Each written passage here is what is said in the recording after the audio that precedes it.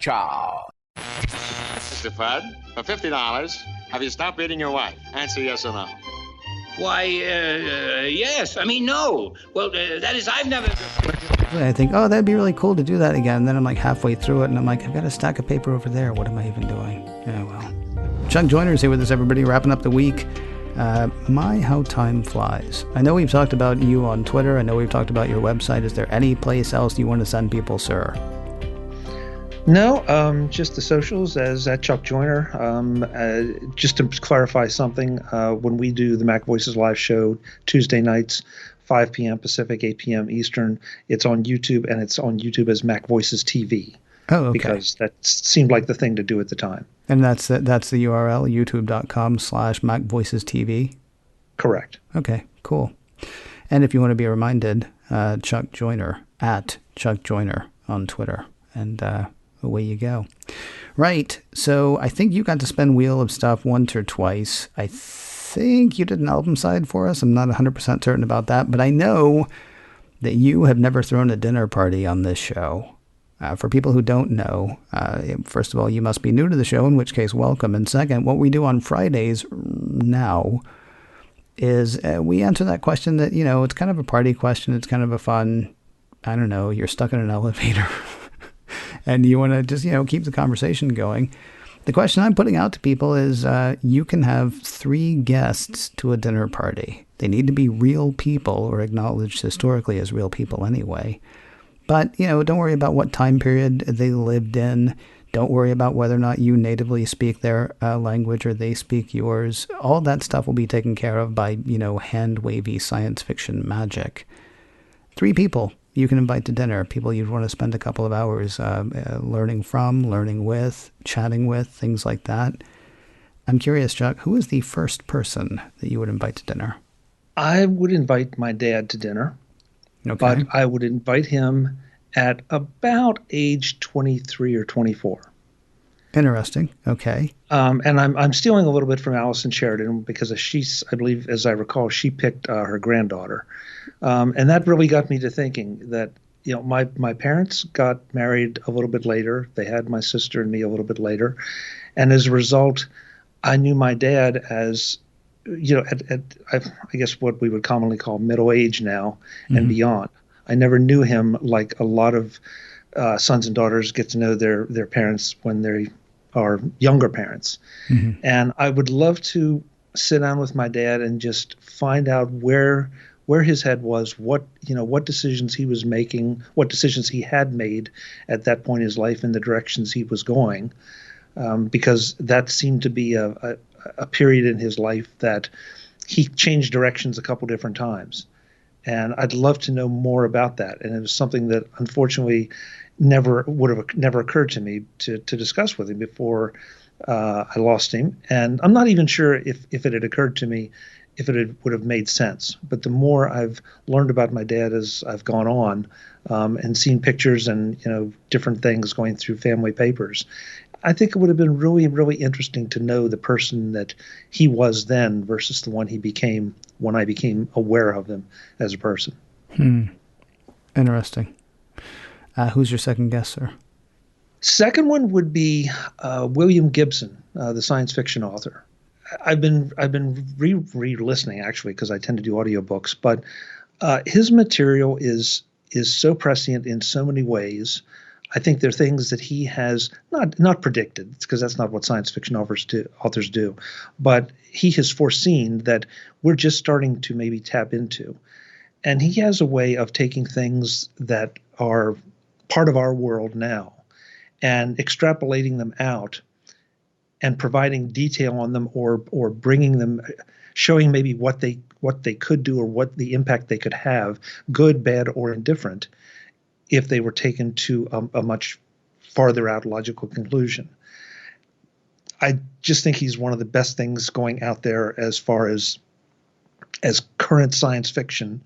And also the idea that he incorporates so many social aspects, something that I don't think a lot of people saw coming. He saw things coming from a social standpoint earlier on, and now some of his current writings are even taking that farther out.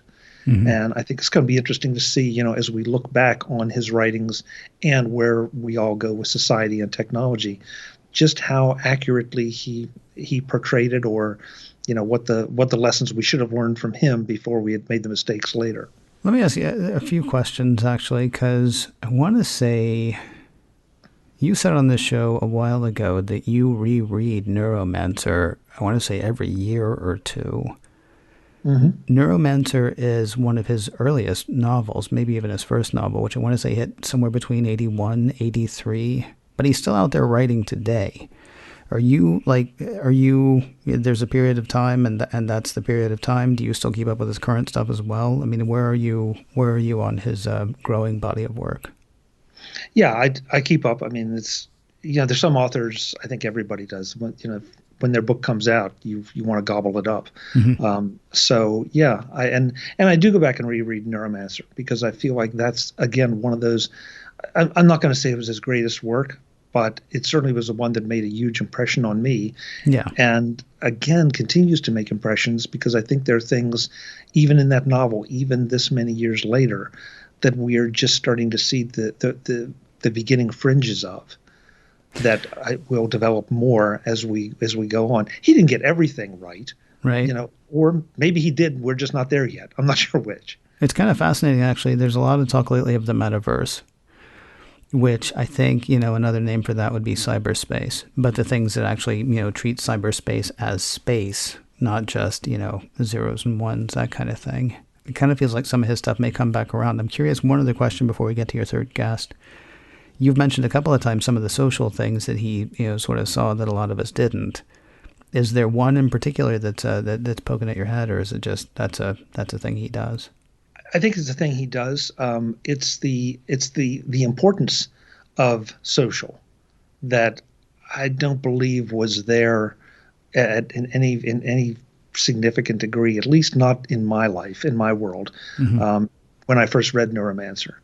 And some of that, the idea of corporations starting to become nation states, or nation states becoming corporations, whichever way you want to slice it.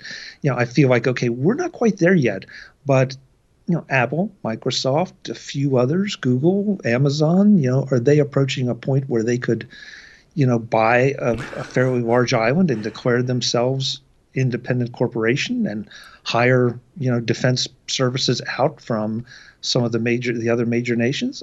You have to wonder. Gibson projects that in some of the novels, and again, it makes me wonder if we're just not there yet. Remember when it was countries that used to go to space? Exactly. Yeah. Exactly. All right. And your third guest, sir? My third guest, I have to, we talked about Bart Busschots earlier in the week, and Bart picked someone who was a candidate for my third guest, and that would have been Malcolm Gladwell. But since Bart already picked it, is this the source of your trouble with Bart, by the way, that he picked your guest? Oh no! Because he made a perfect justification. But you don't really have a problem with Bart. I'm sorry, I just totally trapped you there. Oh, is this why you're so mad at Bart? Yeah. Is that why? When did you stop beating your wife? Yeah. Exactly. Exactly. I almost did that joke, and then I was like, no, nobody will get that. Chuck Joyner, everybody. Chuck Joyner for the win. Your third guest. Okay, this one's a little off the wall. I would love to go back and have dinner with Hunter S. Thompson, the journalist. Okay. And the reason I've been a Hunter fan for a long time, and he came to speak when I was in college. And I was one of the lucky people to get up and ask a question of Hunter. Okay. And Hunter came off with an answer that combined aspects of Timothy Leary and Thomas Jefferson, which completely blew me away. And it was one of those things like, I want a follow-up question or two. I want a follow-up conversation.